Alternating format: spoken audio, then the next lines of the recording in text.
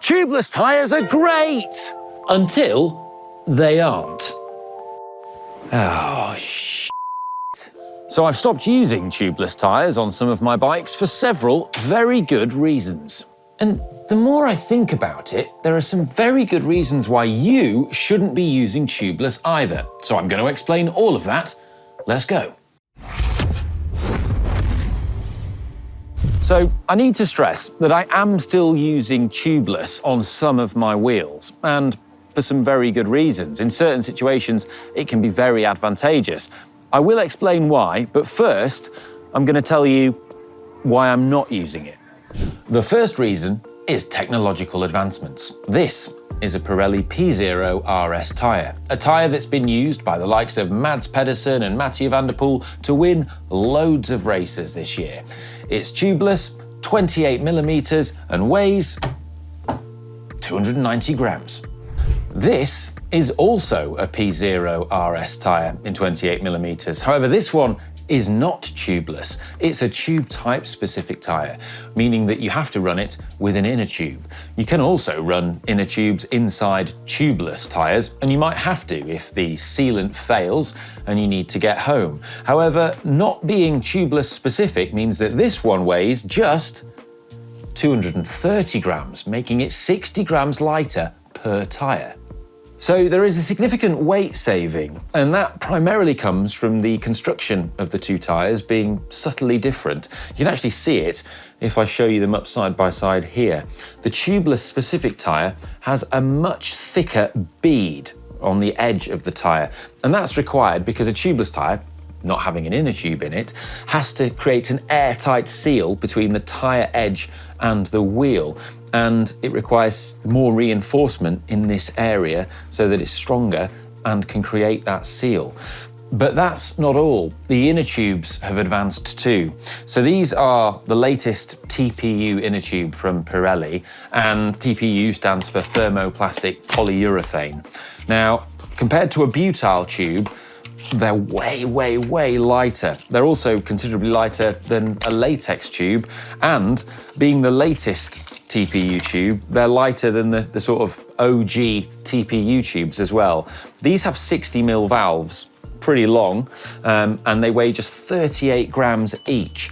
If you go for shorter valves, they weigh 35 grams each. And that represents a significant weight saving over, say, using tubeless sealant and the tubeless valves that you have to attach into your wheels, meaning that the total weight saving is usually around 140, 150 grams over your wheels. But wait, doesn't a tubeless setup have lower rolling resistance? Well, independent testing suggests that it does, ever so slightly. So independent tests carried out on bicyclerollingresistance.com, one of my favourite websites, suggests that when you're using a tubeless tyre and you put in a latex inner tube, it's less than a watt slower than using a tubeless tyre with sealant. If you then switch to a TPU inner tube like this, which is lighter than a latex tube but has slightly higher rolling resistance, you're looking at roughly a watt again. So in total, if you used a tubeless tyre with a TPU tube like this, maybe just less than 2 watts additional rolling resistance. It's not much, but it might be important to you. And the other thing I should stress is I haven't seen any independent testing as of yet at the time of making this video of a TPU tube or latex tube in a tube type specific tyre versus a tubeless one on the new RS tyre like this. But it's not just weight. There are other reasons too. First, there is the faff of setup. It can be messy. But sometimes it works straight away. You bang the tyre on, inject the sealant, and within seconds it's inflated and holding air. Yes. However, all too often, you then go to set up the second wheel, and for some inexplicable reason, it doesn't seat, or it doesn't inflate, or hold air, and what follows is lots of mess, stress, and swearing. With experience, you do learn to troubleshoot these things. You learn that there could be dried-on sealant residue on the rim tape, and that's causing more friction, and it's harder for the tyre to slide and seat into place. You learn that the rim tape might be damaged and have a hole in it that air is leaking through, or that your valves may have become clogged and blocked up with sealant, and therefore you can't get the necessary airflow. But there are other problems too.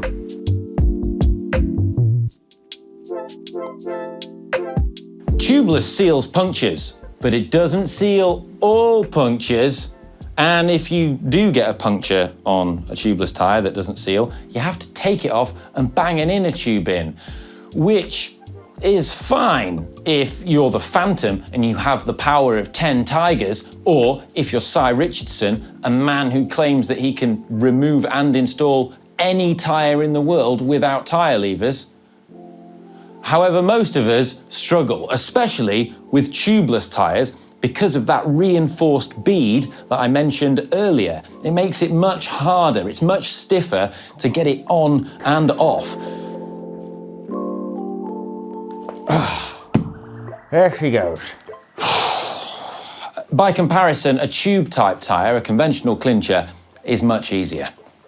There comes a point where you just want anything for an easy life. Sort of like that moment in Star Wars when Yoda's just so sick of Luke Skywalker asking him loads and loads of questions that he just lies down, curls up and dies. And it doesn't end there. I travel a lot with my bike, and tubeless can be a right pain. You have to deflate your tyres on most airlines, meaning that when you get to your destination and open your bike box, you're greeted with, well, I mean, it looks like a seagull with diarrhea has been trapped inside my bike box. So you decide the solution is to take some sealant with you and a pump, and then set up your tubeless tyres once you reach your destination, which definitely isn't a faff at all. Plus, take it from me, hotels love it when you set up tubeless tyres in your hotel room. What could possibly go wrong? There's another reason too. Most people don't have the luxury of multiple sets of wheels, and being able to swap out your tyres quickly and easily is a huge, huge advantage. For example, maybe you're going to be doing a ride on the cobbles in northern France and Belgium. You might want to put some bigger tyres on. Or maybe you've got a time trial at the weekend and you want to put some thinner, lighter, faster tyres with not much puncture protection. Well, being able to swap them is far easier if you're using inner tubes. I've recently got into wheel balancing too, because I'm a cool guy. Anyway, I'm going to do a deep dive on that. There's a video coming soon. It's actually really, really interesting. But something that I've found while playing around with wheel balancing is that it's a million billion times easier to balance a wheel with an inner tube compared to one that's got sealant in it that's just sloshing around and always going to the bottom and making it hard to work out if the wheel's balanced. Anyway, like I say, it's one for another time. Another caveat I should point out, though, is that running TPU tubes is often not recommended if you're using rim brakes, because the heat buildup at the rim can cause the TPU tube to fail. So it's lighter, it's easier and more convenient to set up and change, and it's helped me get the weight down of this beautiful Orbea Orca to just 6.1 kilograms. But as I mentioned earlier, I'm still using tubeless on some of my wheels. The question is then, why? Well, a great example is the Fred Whitton that we recently rode and made a video about. Now, I was wanting to go as fast as possible during that ride, and as a result, I went all in on performance. I can calculate that 2 watts was worth about 1.5 minutes to me across the entire course. Now, that might not sound like much to you, but I was trying to sneak in under 6 hours, and I knew it was going to be tight, and I managed it by just minutes. And so, within the context of that, it becomes significant. Not only that, I wanted to minimise the chance and impact of punctures during my event, because having to stop and put an inner tube in can cost you loads of time. Now, tubeless is capable of sealing and stopping lots of punctures on the fly, If it doesn't initially seal it, there's a very good chance that you can seal it with a tubeless plug, which is a quick fix and doesn't take much time compared to changing an inner tube. And that is really important when you're racing and you're up against the clock. But what about the weight penalty of 150 grams or so? Well, I calculated what that was worth on the Fred Whitton, which is 180 kilometres with over 3,000 metres of climbing, and it was only about 12 seconds. So more than mitigated by the rolling resistance gain. It was a trade-off, but a trade-off I was willing to take.